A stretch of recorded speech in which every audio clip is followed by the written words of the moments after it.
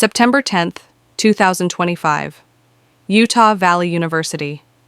A public event that was supposed to be just another political rally suddenly turned into a national tragedy.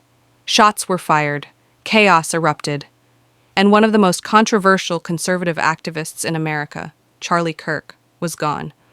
This wasn't just an assassination, it was a spark, a trigger, and in the days that followed, America found itself divided like never before, in grief, in rage, in conspiracy, in silence. The man before the tragedy. To understand why Charlie Kirk's death shook the United States, we have to understand who he was. Charlie Kirk was the founder and public face of Turning Point USA, a conservative student movement that had become a cultural powerhouse on college campuses. He was bold, polarizing, unapologetic. To his supporters, he was a fighter for freedom, faith, and American values. To his critics, he was a dangerous voice fueling division.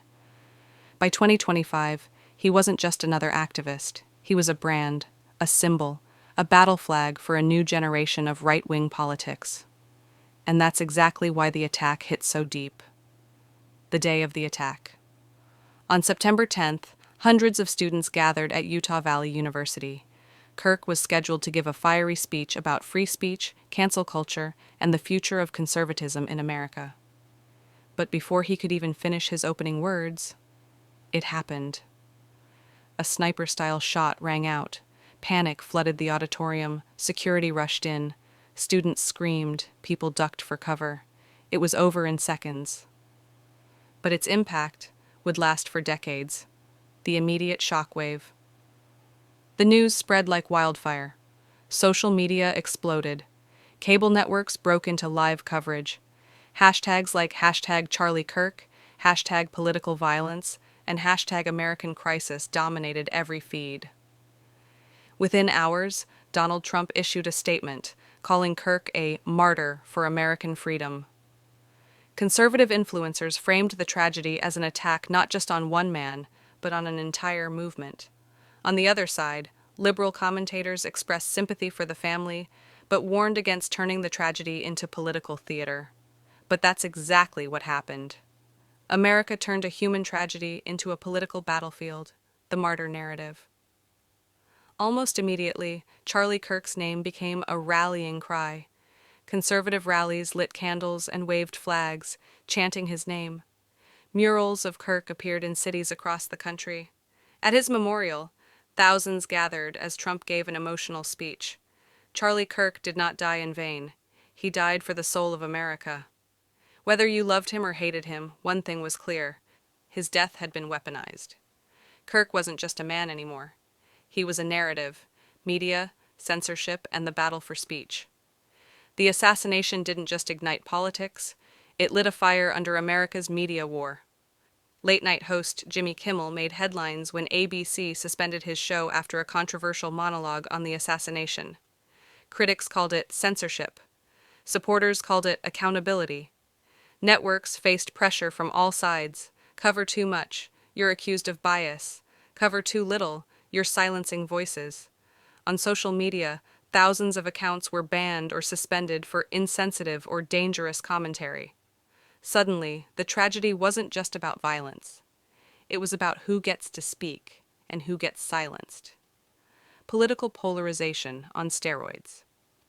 Every assassination has consequences, but this one came at a time when America was already tearing apart at the seams. The right framed it as proof that conservatives were under attack. The left warned that the right was exploiting a tragedy to push extremism. Moderates? They were caught in the middle asking, is there even a center left in America? Online forums exploded with conspiracy theories. Was the government involved? Was it staged? Was it a foreign plot? Truth didn't matter anymore. What mattered was which side of the story you believed, echoes of the past. To some historians, this felt like déjà vu. They drew parallels to the assassinations of Robert F. Kennedy, Martin Luther King Jr., even John F. Kennedy. But unlike those tragedies, Kirk's death happened in the age of social media, instant news, and meme warfare.